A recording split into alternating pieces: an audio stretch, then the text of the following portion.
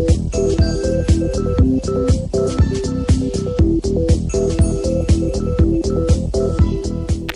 Friends, welcome to channel masters of botany again. मैं हूं आपका दोस्त विनय कुमार सिंह और इस वीडियो में हम बात करने जा रहे हैं क्लाइमेट चेंज के बारे में, ग्लोबल वार्मिंग के बारे में और एसिड रेन के बारे में।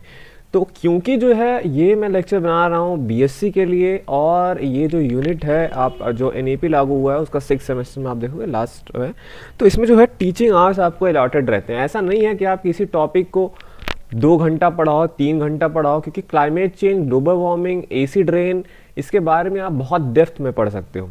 लेकिन हमें सिलेबस भी ध्यान में रखना है कि आपको उस चीज़ का आइडिया भी लग जाए, क्योंकि यही चीज़ें आपको नहीं पढ़नी है, आपके पास लोड है और भी चीज़ों का, तो उसी हिसाब से हमें करना होगा। अगर आप एक्सेल करते हो आगे, अगर आप बॉटनी लेते हो या एनवायरमेंटल साइंस लेते हो, मास्टर्स करते हो उसमें, तब आपको वो चीज़ें काफ़ी डिटेल में पढ़नी चाहिए। अगर आप इसके बाद छोड़ रहे हो बॉटनी, तो आपको ये चीज़ें जर्नल में ही जानी चाहिए। इसीलिए बीएससी में हम क्या करते हैं कि बच्चों पे ज़्यादा प्रेशर नहीं डालते हैं। अगर कोई यूनिट में लिखा है कि आपको 6 आवर्स पढ़ाने हैं, 7 आवर्स में ये लेक्चर खत्म करना है सारे टॉपिक्स, तो उसी हिसाब से हम क्या करते हैं, पढ़ाते हैं। तो ज़्यादा डिटेल में ना जाते हैं। केवल कोई भी आपसे पूछे अगर क्लाइमेट चेंज है क्या, ग्लोबल वार्मिंग है क्या, एसिड रेन क्या है, तो आप उसका क्या कर सके, ओवरव्यू उसको दे सकें, उसे भी ये समझ में आ जाए कि हाँ एक बेसिक लेवल पे उसको ये चीज़ें आती है। तो सबसे पहले हम बात करने जा रहे हैं क्लाइमेट चेंज के बारे में, जिसे हिंदी में क्या कहते हैं, जलवायु परिवर्तन। मैंने अपने लेक्चर्स में हिंदी अभी रिसेंटली जो है इंक्लूड करा है। इस वजह से मैंने इंक्लूड करा है कि मैं जो है थोड़ा सा जो आपका हायर एजुकेशन की तरफ की चीज़ें हैं उसको सरल बनाना चाहता हूँ। ठीक है, धीरे धीरे क्या हुआ, मुझे अभी पता चला कि बहुत लोगों को इंग्लिश में पढ़ने में प्रॉब्लम होती है। तो धीरे धीरे आप क्या करोगे, इंग्लिश और हिंदी दोनों साथ में देखो। इंग्लिश इंपॉर्टेंट कह लीजिए नहीं है, लेकिन अगर आप इंग्लिश नहीं पढ़ोगे तब आप थोड़ा सा अभी के लिए जो भी सिस्टम हमारे पास है, जो रिसोर्सेज है हमारे पास, उसमें कंटेंट जो है मोस्टली वो इंग्लिश में है। तो अभी के लिए हमें थोड़ा सा सीखना पड़ेगा, जिससे हम जिस एज में हैं और जो हम काम कर रहे हैं उसमें हम नॉलेज गेन कर सके। अगर आप टोटली हिंदी पे आते हो तब आप जो है रिसोर्सेज का यूज नहीं कर पाओगे उतना, इसमें मेरी कोई गलती नहीं है। तो जल्दी से आते हैं क्लाइमेट चेंज पे। अगर आप एक सेंटेंस में इसका डेफिनेशन देखोगे तो इसका डेफिनेशन हो जाता है, climate change refers to long term shifts in global और रीजनल क्लाइमेट पैटर्न्स। तो जलवायु परिवर्तन का क्या मीनिंग है कि दीर्घकालिक बदलाव होना। ये एक दिन या 2 दिन या एक हफ्ते का खेल नहीं है कि क्लाइमेट चेंज होगा, अरे यार बारिश हो रही है, गर्मी बहुत पड़ रही है 3 दिन से, ऐसा नहीं है। काफी लंबे समय के लिए जो भी चेंजेस हो, तो जलवायु परिवर्तन हो, चाहे वो ग्लोबल लेवल पे हो चाहे वो रीजनल लेवल पे हो, तो जो भी क्लाइमेट के पैटर्न्स में दीर्घकालिक लॉन्ग टर्म शिफ्ट होते हैं उससे हम कहते हैं कि हाँ क्लाइमेट क्या हो गया, चेंज हो गया। नॉर्मल जो कंडीशन था उससे हमारा क्या हो गया, उस चीजों में बदलाव आया और वो बदलाव दीर्घकालिक होता है। अब इनके हम इफेक्ट देख लेते हैं। सबसे बड़ा जो रीजन है क्लाइमेट चेंज का वो है, आप क्या बताएंगे, green house gases. Green house gases के बारे में आपको ओवरव्यू शायद पता होगा। ये ऐसी गैसेस होती हैं जो सन से जो रेज आते हैं हमारे अर्थ पे, वो जब रिफ्लेक्ट बैक होता है अर्थ के सरफेस से, तो उसको वो बाहर फिर से नहीं जाने देते हैं। ठीक है, पृथ्वी से बाहर वो नहीं जाने देते हैं, और उन गैसों के आवरण की वजह से, इन्हीं ग्रीन हाउस गैसेस के आवरण की वजह से वो वहीं पे ट्रैप हो जाते हैं, जिससे पृथ्वी का टेम्परेचर क्या होता है, बढ़ता है। जितनी ज्यादा अमाउंट में ये गैसेस रहेंगी उतनी ज्यादा आपको ये जो है गर्मी का एहसास होगा। तो उसमें मेन कंट्रीब्यूटर जो आपका गैस है, हम पिछले 3 लेक्चर से बता रहे हैं आपको, carbon dioxide is the main culprit behind this. तो कंट्रीब्यूटर है आपका ग्लोबल वार्मिंग का, अभी ये भी टॉपिक है आपको इसी में पढ़ाना है। तो CO2 ये प्राइमरी कल्प्रिट है, इसी की वजह से मेनली क्या है, गर्मी बढ़ा हुआ है। और किससे, इसका स्रोत क्या है, कार्बन डाइऑक्साइड आ कहां से रहा है, क्या फोन चलाने से आ रहा है या आपके सोने से आ रहा है, नहीं। जो हम फॉसिल फ्यूल्स का बर्न कर रहे हैं, कोल का आप यूज करते हो, ऑयल का आप यूज करते हो, गैस का आप यूज करते हो, पौधे जो आप काट रहे हो, मैंने कैसे आपको बताया था कि फोटोसिंथेसिस के थ्रू कार्बन फिक्सेशन आपने पढ़ा होगा, फिक्स करके अपनी बॉडी वो बनाते हैं, तो एक तरीके का वो स्टोर होता है। लेकिन जब आप कोई पौधा काटते हो तो जो उसमें स्टोर्ड कार्बन है वो एटमॉस्फेयर में जाएगा किसी न किसी प्रोसेस से, और इसमें आप इंडस्ट्रियल प्रोसेस को भी इन्वॉल्व कर लो। सेकंड आते हैं, मीथेन भी एक गैस है। ये जो है एग्रीकल्चर से आता है, लाइव स्टॉक से आता है, राइस के फीड्स में भी जहाँ पे उतना एयर वेयर नहीं रहता, ऑक्सीजन की कमी होती है, वहां से भी मीथेन जो होता है वो निकलता है।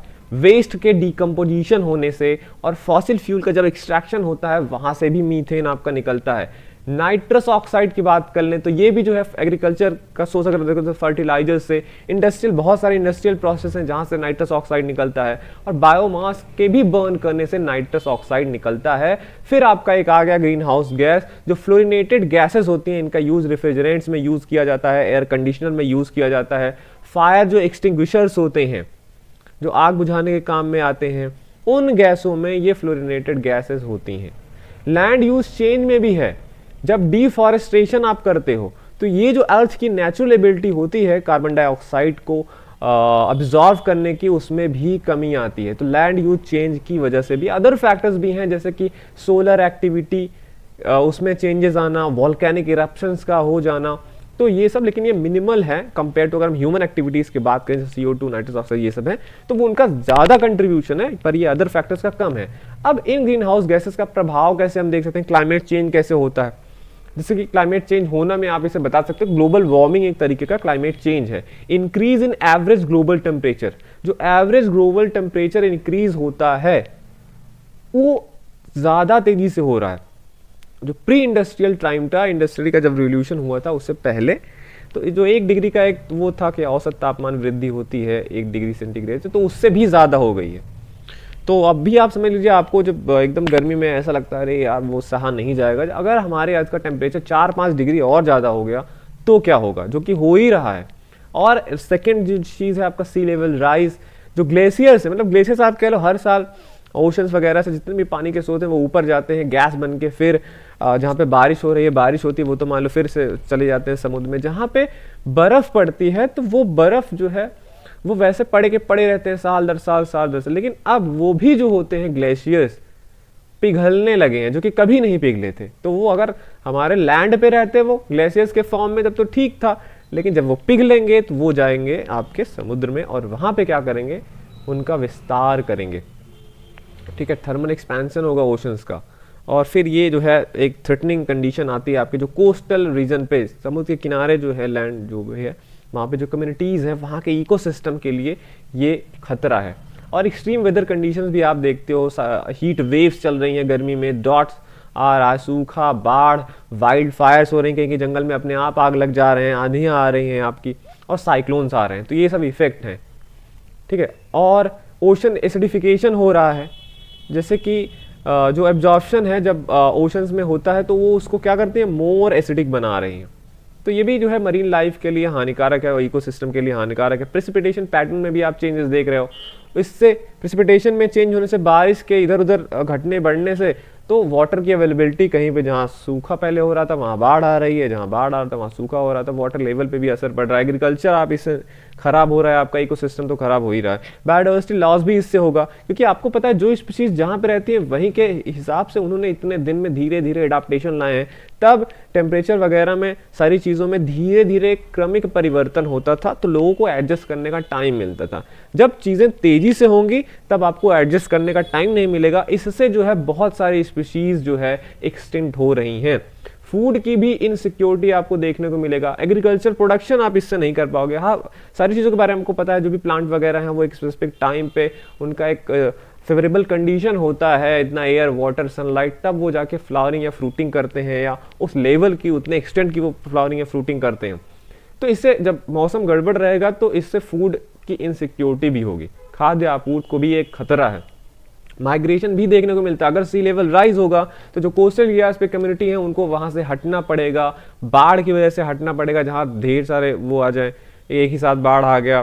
तो ये सब हैं, क्लाइमेट चेंज की वजह से लोगों को माइग्रेट भी करना पड़ेगा, अपना घर छोड़ना पड़ेगा, जो कि लोग नहीं चाहते हैं कि वो अपना घर छोड़ें। हेल्थ के भी इम्पैक्ट हैं, हीट स्ट्रेस आपको पड़ेगा, रिस्पिरेटरी प्रॉब्लम होगा, इससे ज़्यादा आपको पता है कि हीट के बढ़ने से कई सारी चीज़ें गैसियस फॉर्म में आ जाती हैं, तो उसे आप इनहेल करोगे, इन्फेक्शस डिजीज आपको होंगे, मेंटल हेल्थ इफेक्ट भी आपको पड़ेगा। अब हम बात कर लेते हैं इसका सोल्यूशन का। सोल्यूशन ये है कि आप यूज़ करोगे रिन्यूएबल एनर्जी, मतलब ऐसे कि हम ट्रांजिशन करेंगे, जो फॉसिल फ्यूल्स है उसका हम उपयोग बंद करके सोलर, विंड, जियोथर्मल या हाइड्रो पावर से जनरेटेड एनर्जी का यूज़ करेंगे। एनर्जी की इफिशियंसी आपको बढ़ानी पड़ेगी कि आप एनर्जी का कंजम्पशन कम करोगे ट्रांसपोर्टेशन और इंडस्ट्री में। इससे भी ग्लोबल जो भी क्लाइमेट चेंज होगा, जो भी फैक्टर्स हैं उस पर प्रभाव पड़ेगा। कार्बन कैप्चर और आपको स्टोरेज करना पड़ेगा। पिछला ही टॉपिक मैंने आपको बताया कि हम जो CO2 इमिशन कर रहे हैं उसका सिक्वेस्ट्रेशन करना पड़ेगा। जो भी हमारे सोर्सेस हैं उससे उसको कैप्चर करो और स्टोर करो उसको अंडरग्राउंड में। नेचर बेस्ड सोल्यूशन ये क्या है कि आप फॉरेस्ट जहाँ पे कट गए हैं उनका रिस्टोरेशन करिए, वेटलैंड्स का भी, इकोसिस्टम जो भी तबाह हो रहे हैं उनको जो है आप प्रोटेक्ट करिए ताकि वो कार्बन डाइऑक्साइड स्टोर करके रख सके। ये था आपका क्लाइमेट चेंज। दूसरे टॉपिक के बारे में हम बात करते हैं which is global warming. Hindi में इसे कहते हैं वैश्विक तापमान में वृद्धि, जो कि आपने देखा था ये क्लाइमेट चेंज का एक फैक्टर है। अगर आप बात करें ग्लोबल वार्मिंग की, तो ग्लोबल वार्मिंग क्या कहते हैं? ग्लोबल वार्मिंग का डेफिनेशन क्या है? Refers to specifically to the observe increase in average global temperature. इसका सीधा सा मतलब है जो मैंने उसमें बताया अभी क्लाइमेट चेंज में, कि जो ग्लोबल टेम्परेचर है, पूरे वर्ल्ड का टेम्परेचर है, वो बढ़ना, ठीक है, धीरे धीरे बढ़ रहा है। It is a consequence of enhance green house effect. और इसका रीजन क्या पता चला है ग्लोबल वार्मिंग का, कि ग्रीन हाउस इफेक्ट के कारण ह्यूमन की जो एक्टिविटीज हैं उससे ग्रीन हाउस गैसेस में इजाफा हुआ है, और उस इजाफे की वजह से अब वो गैसेस हमारे एटमॉस्फेयर में ज्यादा हैं, जो कि ज्यादा जो है ट्रैप कर रही हैं सनलाइट को, और इससे गर्मी बढ़ रही है। एग्जाम्पल के तौर पे ग्रीन हाउस गैसेस मैंने आपको बताया, carbon dioxide, methane, nitrous oxide, जो फ्लोरेटेड गैसेस हैं, ये हीट को ट्रैप करते हैं अर्थ के एटमॉस्फेयर में, जो कि अल्टीमेटली इसका क्या इफेक्ट होता है? ये वार्मिंग इफेक्ट देता है। जब हीट हमारे अर्थ के एटमॉस्फेयर को लीव नहीं कर पा रहा है तो अल्टीमेटली आपका क्या होगा? अर्थ का टेम्परेचर बढ़ेगा ही बढ़ेगा। तो ग्लोबल वार्मिंग क्या हो गई? इससे क्या है ये? टेम्परेचर राइज मेनली है कि जो अर्थ का एवरेज टेम्परेचर है वो 1 डिग्री बढ़ गया है, 19th सेंचुरी से ही बढ़ गया है। सोचो, this increase is unprecedented in recent history and has significant impacts on the climate system और इकोसिस्टम। अब जब गर्मी बढ़ रही है तो फिर इसका क्या होगा कि जो जलवायु आपका है, जो पारिस्थितिक तंत्र है, इस पर ये बहुत प्रभाव डालेगी, बिगड़ेगा सिस्टम। अब ये जो है ग्लोबल वार्मिंग के मेन रीजंस हम देख लेते हैं। प्राइमरी ड्राइवर्स कौन कौन से हैं? तो ये है कि बर्निंग ऑफ फॉसिल फ्यूल। तो यही है कहाँ से ये आपके जो ग्रीन हाउस गैसेज हैं वो कहाँ से निकल रहे हैं? तो जो कोल, ऑयल, नेचुरल गैसेज हैं वो CO2 रिलीज करते हैं जब हम उसको बर्न करते हैं एनर्जी प्रोडक्शन के लिए, या जो ट्रांसपोर्टेशन में आप यूज करते हो, या जो इंडस्ट्रियल के प्रोसेस हैं उनमें आप यूज कर रहे हो। सेकेंड है आपका डिफॉरेस्टेशन। मैंने आपको ये भी बताया था, प्लांट्स फोटोसिंथेसिस करते हैं, they use carbon dioxide and they fix them to produce organic matter. तो जब आप इन्हीं वन को काट रहे हो तो अर्थ की जो नेचुरल एबिलिटी है, जो वो खुद से वो काम कर रहा है, उसकी एबिलिटी क्या हो रही है? रिड्यूस हो रही है, जिससे कि एटमॉस्फेयर में आपका कार्बन डाइऑक्साइड क्या हो रहा है? बढ़ रहा है। इंडस्ट्रियल प्रोसेस भी इनके लिए रिस्पॉन्सिबल हैं। जो हम मैन्युफैक्चर करते हैं, सीमेंट का प्रोडक्शन करते हैं, या जो भी अदर एक्टिविटीज़ है वो भी ग्रीन हाउस गैसेस का रिलीज करती हैं। एग्रीकल्चर भी एक है, लाइवस्टॉक जो आप फार्मिंग करते हो, चाहे मुर्गी पालन हो, भेड़ पालन हो, बकरी पालन हो, जो राइस का आप कल्टिवेशन कर रहे हो, फर्टिलाइजर्स का यूज़ करना, इससे जो है मीथेन और नाइट्रस ऑक्साइड का रिलीज हो रहा है एटमॉस्फेयर में। अब ग्लोबल वार्मिंग का जो है इम्पैक्ट क्या है, प्रभाव क्या है, हम इससे इतना डरे हुए क्यों हैं? सोर्सेज मैंने आपको बता दिया, प्राइमरी ड्राइवर्स कहाँ से निकलते हैं। फिर से वही चीजें आती है, जो आइस कैप्स हैं या ग्लेशियर्स हैं, मतलब आप समझ लो कि जब से अर्थ बना हुआ है तब से उस पर जो बर्फ पड़ रही है बारी बारी पड़ती रहती है, पिघलता भी रहता है धीरे धीरे, पर अगले सीजन में ठंडी आते आते वो पिघलता नहीं पूरा, जितना गिरता वो लैंड पे स्टोर होता जा रहा था। लेकिन अब ऐसे ऐसे ग्लेशियर्स आपके पिघल रहे हैं जो आज तक कभी पिघले नहीं थे, ठीक है, मतलब वहां तक तो उतना पिघल के पहुंचा भी नहीं था, मतलब ज्यादा पिघल रहे हैं अब आपके ग्लेशियर्स पोलर रीजन्स में। इससे क्या हो रहा है कि समुद्र में एक्स्ट्रा पानी जा रहा है, जो हमारे लैंड में पहले ही था वो अब समुद्र में जा रहा है, तो उससे सी लेवल राइज हो रहा है।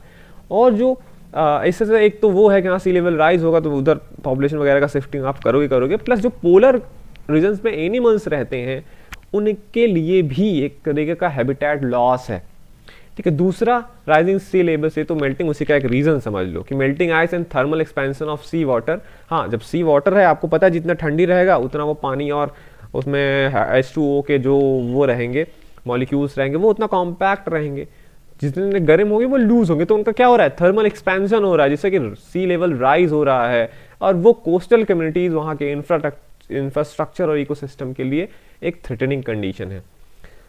फिर प्रेसिपिटेशन पैटर्न में भी चेंजेस आ रहे हैं। ग्लोबल वार्मिंग की वजह से ही आपको जो प्रेसिपिटेशन पैटर्न में चेंजेस देखने को मिल रहा है वो इसलिए हो रहा है। कभी कभी ज़्यादा बारिश हो जाती है, कुछ कुछ जगहों पे सूखा पड़ जा रहा है, तो उस वजह से वाटर अवेलेबिलिटी जो है हर रीजन में, चाहे वो पीने का हो चाहे वो एग्रीकल्चर के लिए यूज़ करने का हो, उससे वो प्रभावित हो रही है। फिर मोर frequent and intense heat waves. अब हाई टेम्परेचर में जब हवा चलती है तो वहाँ पे और काफ़ी गर्म हवा, तो उसको हीट वेव बोलते हैं, वो बार बार आ रहा है और काफ़ी इंटेंस आ रहा है, तो वो ह्यूमन के हेल्थ के लिए रिस्क है। एग्रीकल्चर जो हमारे प्लांट्स हैं वो उतनी गर्मी के लिए अडॉप्ट नहीं हुए हैं, जो भी इकोसिस्टम है हमारे अर्थ पे वो भी इतना वो सह नहीं सकते हैं, क्योंकि अब कुछ ज़्यादा ही तेज़ी से हो रहा है। फिर अगला बायोडाइवर्सिटी में चेंज होगा। मैंने आपको बताया कि हर चीज़ का एक टाइम होता है धीरे धीरे वो करने का। बायोडाइवर्सिटी लॉस हमारी बहुत तेज़ी से हो रही है, क्योंकि जो स्पीशीज़ हैं पिछले आप कह लो जो भी है 20 40 50 सालों के अंदर इतनी तेज़ी से हर चीज़ों में बदलाव आया है, हम उसके इफ़ेक्ट को अभी एसेस ही नहीं कर पा रहे हैं, हमें उसका इम्पैक्ट ही नहीं पड़ रहा है। चीज़ें लोग बहुत एक्स्ट्रा मात्रा में यूज़ कर रहे हैं ये इधर उधर, तो उसका जो प्लांट का डिस्ट्रीब्यूशन है और उनका अबंडेंस है, कितनी मात्रा में या कितना रिच बायोडाइवर्सिटी है किसी एनिमल स्पीशीज़ का जो भी है, वो इकोसिस्टम और बायोडाइवर्सिटी में बहुत परिवर्तन आ रहा है। कहीं आप देखोगे एक ही टाइप के प्लांट ग्रो कर रहे हैं, क्योंकि अब उनके लिए बहुत बढ़िया कंडीशन आ गया, तो वहाँ के नेटिव स्पीशीज जा रहे हैं। एग्रीकल्चर प्रोडक्टिविटी में भी आप देखोगे जो टेम्परेचर और प्रेसिपिटेशन का जो पैटर्न है, तो एग्रीकल्चर की प्रोडक्टिविटी सीधे सीधे वो होगी, क्रॉप फेल होंगे आपके, फूड का शॉर्टेज होगा, जिससे इकोनॉमिक लॉस भी होगा आपका। फिर अब हमारे पास क्या तरीके हैं जिससे हम इसको मिटिगेट कम कर सकते हैं या तो हम अडॉप्ट कर लें इन चीज़ों के लिए। तो सबसे पहले हम बात करेंगे जो मिटिगेटिंग स्ट्रेटजीज है जिससे हम इसको कम कर सकते हैं, ठीक है, ग्लोबल वार्मिंग को। तो मैंने आपको बताया डायरेक्टली रिन्यूएबल एनर्जी का हमें यूज़ करना है, solar wind hydro power. Second, energy efficient buildings का यूज़ करना है ट्रांसपोर्टेशन के लिए, और इंडस्ट्री में भी आप जो है एनर्जी का जो कंजम्पशन है वो कम करेंगे। फिर पॉलिसीज़ हम ऐसे लेके आएंगे जो कि डिफॉरेस्टेशन को कम करे, रिफॉरेस्टेशन को बढ़ावा दे, और कार्बन सिंक्स को जो है जहाँ पे हैं उनको प्रोटेक्ट करें। कार्बन कैप्चर में हमें इन्वेस्ट करना होगा, और ऐसी टेक्नोलॉजी जो भी है टेक्नोलॉजी जो कैप्चर और स्टोर करती हैं कार्बन डाइऑक्साइड के एमिशंस को, पावर प्लांट्स और इंडस्ट्री फैसिलिटीज़ को, उन टेक्नोलॉजीज़ को हमें आगे बढ़ाना पड़ेगा। अब हम एडाप्टेशन क्या कर सकते हैं, मतलब बढ़ रहा है, हमें उससे बचने के तरीके, ये वाला अच्छा नहीं है अनुकूलन वाला उपाय, हमें क्या करना है, मिटिगेट करना है, पर एडाप्टेशन भी आपको बताने पड़ेंगे। क्लाइमेट रेजिलिएंट इंफ्रास्ट्रक्चर का डेवलप करना पड़ेगा। अर्बन प्लानिंग भी हमें ऐसी करनी पड़ेगी जो कि एक्सट्रीम वेदर कंडीशन और सी लेवल राइज से बच सकें। ये बचाव है कि हाँ भैया अब तो गर्मी बढ़ेगी ही बढ़ेगी, आप उससे कैसे कर सकते हो, तो वो अडेप्टेशन है। सेकंड, एग्रीकल्चर प्रैक्टिसेस को हम ऐसे बनाएं कि वो क्लाइमेट चेंज में मतलब उसके लिए रेजिलियंस रहे। हाँ भाई ठीक है, सूखा पड़ गया कोई बात नहीं, हमारी फसल पे कोई असर ना होगा, हमें कोई दिक्कत नहीं, बाढ़ आ जाए, पूरा फसल डूब जाए, 1 महीने बाद पानी वहाँ से जाए, पर हमारी फसल में कोई प्रॉब्लम नहीं होने वाला। वो बाढ़ पानी के अंदर लगा, फिर पानी गया, फिर से आ गया। अभी क्या हो रहा है, आया 10 दिन रहा, पूरे फसल आपके सड़ गए। तो हम कुछ ऐसा डेवलप कर लें कि वो रहे। फिर मैं बता रहा हूँ ये तरीका सही नहीं है। Third, enhancing disaster preparedness and early warning system. तो हम जो है थोड़ा सा अपना वो तरीका बढ़ा लें, सारे इंटरनेट इतने सारे ऐप्स वगैरह हैं कि वार्निंग सिस्टम बढ़ जाएं, जिससे कि क्लाइमेट रिलेटेड जो डिजास्टर्स हैं जो कम्युनिटी और इकोसिस्टम पे पड़ने वाला है, हम उसके लिए तुरंत तैयार हैं, हमें तुरंत पता चल जाए, हम उससे बच जाएं। ये थी सारी कहानी। थर्ड, हम बात कर लेते हैं टॉपिक एसिड रेन के बारे में। अब एसिड रेन क्या है? रेन तो आपने सुना है, एसिड रेन क्या है? एसिड आप जानते हैं, एसिडिटी, बेसिसिटी, एसिड और बेसिस। तो जब रेन में रेन जो भी होगा पानी के साथ होगा, वो उसका अगर आप पीएच उसमें स्केल डालो तो क्या बताया कि पानी क्या है, ये एसिडिक है, तो वही है एसिड रेन। ये एक टाइप का प्रेसिपिटेशन है। प्रेसिपिटेशन मतलब चाहे पानी आप कह लो जो हमारे एनवायरनमेंट में जा रहा है वो किस फॉर्म में गिरता है, रेन के फॉर्म में, वाटर ड्रॉपलेट के फॉर्म में, स्नो के फॉर्म में या फॉग के फॉर्म में, सारे को हम क्या बोलते हैं, एक टेक्निकल टर्म हमने दिया प्रेसिपिटेशन।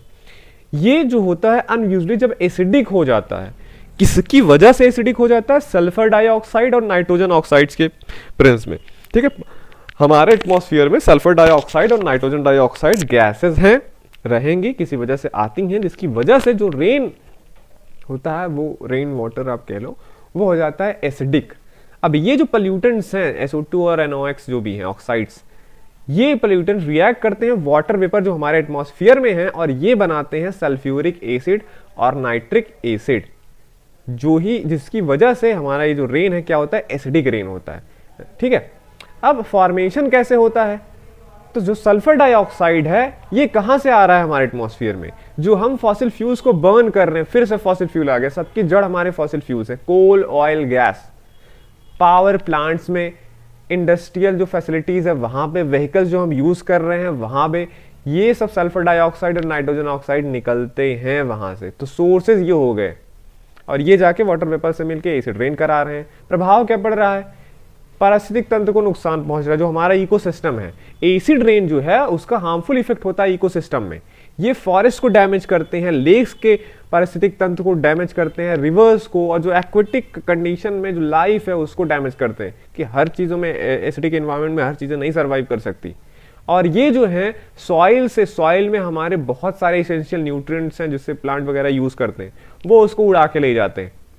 ठीक, लीचिंग हो जाता है उसका, मतलब वो सॉइल छोड़ देते हैं वो, और फिर जैसे कि प्लांट का ग्रोथ जो होता है और जो सेंसिटिव वेजिटेशन है उन पे प्रभाव पड़ता है। जो लेक्स और रिवर का एसिडिफिकेशन हो जाता है तो वहाँ पे जैसे फिश की पॉपुलेशन हो गई या जो भी एक्वेटिक ऑर्गेनिज्म है उन पे प्रभाव पड़ता है। जब वो एक आध दो मछलियों पे प्रभाव पड़ रहा है तो आपको पता है सारी चीज़ें लिंक है एक दूसरे से, food chains, food web, ultimately हमारे बायोडाइवर्सिटी पे प्रभाव पड़ता है। ठीक है, अब एक तो हो गया इकोसिस्टम डैमेज, सेकंड इंफ्रास्ट्रक्चर को कोरोजन होता है, बुनियादी ढांचे का हमारे क्षरण हो रहा है। जो एसिड रेन है ये हमारे बिल्डिंग्स, जो भी मॉन्यूमेंट्स हैं, ठीक, जो भी जैसे जो लाइमस्टोन, मार्बल, मेटल या कंक्रीट के बने हुए स्ट्रक्चर्स हैं हमारे अर्थ पे, जब एसिड रेन उस पर पड़ता है तो ये उसका क्या करते हैं, कोरोजन करते हैं, क्षरण। हिस्टोरिकल लैंडमार्क हो गए, जो भी स्टैचू बन रहा है, आर्किटेक्चरल स्ट्रक्चर जो बन रहे हैं, तो ये डैमेज इनके होने के चांसेस ज़्यादा हैं। तो आप ये भी कह लो, जैसे अभी लोग कहते हैं नहीं हाँ भाई ये हमारी मूर्ति बनाया था 1000 सालों से है और ये अभी बनी 50 सालों में इसकी ये स्थिति हो गई। तो एक रीज़न ये भी है कि हमारा इन्वायरमेंट पहले ज़्यादा क्लीन था, अब उतना क्लीन नहीं है। ये इन सब की वजह से वो मटेरियल भले वैसा का वैसा हो, उस पर ये सब क्रोजनेस, ये सब चीज़ें आ रही हैं, तो और प्रॉब्लम हो रहा है। फिर से हम आ जाते हैं, इसको मिटिगेट कैसे करें हम, फिर एसिड रेन को कम कैसे करें, शमन उपाय क्या है। तो पॉल्यूशन के कंट्रोल के लिए हमें टेक्नोलॉजीज बढ़ानी पड़ेंगी, हमें इंस्टॉल करना होगा जो भी पॉल्यूशन कंट्रोल टेक्नोलॉजीज हैं वो पावर प्लांट में आप इंस्टॉल करवाओ, इंडस्ट्रियल जो प्रोसेस हो रहे हैं वहां पे, जिससे कि सल्फर डाइऑक्साइड और नाइट्रोजन ऑक्साइड्स का इमिशन कम हो। फ्लू गैस डीसल्फराइजेशन है, FGD सिस्टम है, और एक SCR है, सिलेक्टिव कैटालिटिक रेजिस्टेंस सिस्टम है। ये हम यूज कर सकते हैं सल्फर को और नाइट्रोजन के पोल्यूटेंट्स को एब्जॉर्व करने के लिए इमिशंस से। दूसरा बात करते हैं तो पोल्यूशन का कंट्रोल हो गया, कैसे हम सल्फर डाइऑक्साइड और नाइट्रोजन ऑक्साइड का वो कर सकते हैं, स्टक कर सकते हैं इसको। Second, transitioning to clear energy sources. फिर से मैंने आपको बताया फॉसिल फ्यूल, फिर इसका रीजन है तो आप फॉसिल फ्यूल ही चेंज करो, जिसे हम क्लीनर एनर्जी सोर्सेज बोलते हैं। नेचुरल गैसेस का यूज करो, renewable energy, solar, wind, hydro और न्यूक्लियर पावर्स का यूज करो। तो इससे सल्फर और नाइट्रोजन पोल्यूटेंट जब आप क्लीनर एनर्जी का यूज करोगे तो उसे निकलेंगे नहीं, तो जो होगा एनर्जी की इफिशियंसी बढ़ेगी और जो एनर्जी कंजर्वेशन है उसके प्रोग्राम्स को भी हम बढ़ा सकते हैं। फिर आप आ जाओ, एक और बात कर सकते हैं, जो इमिशंस रेगुलेशंस बनाए जाएं और इन्वायरमेंटल पॉलिसीज थोड़ा सा स्ट्रॉन्ग किया जाए कि हाँ भाई आप इतना ही इमिशन करोगे या ऐसा ही कर सकते हैं, इन्वायरमेंटल पॉलिसीज लाओ आप। तो जो इमिशन रेगुलेशन है वो भी सल्फर डाइऑक्साइड और नाइट्रोजन ऑक्साइड को, जो इंडस्ट्रियल सोर्सेज और व्हीकल्स हैं उसको रेगुलेट कर सकते हैं। हमें इसको स्टैंडर्ड बनाना पड़ेगा, कैप एंड ट्रेड प्रोग्राम्स को डेवलप करना पड़ेगा, पोल्यूशन टैक्सेस को रखना पड़ेगा, और जो भी है इन सब का और इंसेंटिवाइज करना पड़ेगा। जैसे आप पोल्यूशन में रिडक्शन करते हो तो आपको कोई इंसेंटिव मिले, तो उन सब चीज़ों से आप इनको बचा सकते हो। फिर इंटरनेशनल कोऑपरेशन, अंतर्राष्ट्रीय सहयोग भी लेके, जैसे कि इंटरनेशनल कोऑपरेशन एंड एग्रीमेंट्स आप कर लो, जैसे कि United Nations convention on long range transboundary air pollution जो है CLRTAP, ये एम करता है कि जो क्रॉस बॉर्डर पोल्यूशन है वो ना हो और मिटिगेट करे एसिड रेन के इम्पैक्ट को रीजनल और ग्लोबल स्केल पे। और अंतर्राष्ट्रीय लेवल पे जो बेस्ट प्रैक्टिसेस कहीं और दुनिया के किसी कोने में हो रहे हैं, जो डेटा उससे एसोसिएटेड हैं, जो टेक्नोलॉजीज हैं उनका साझा करें।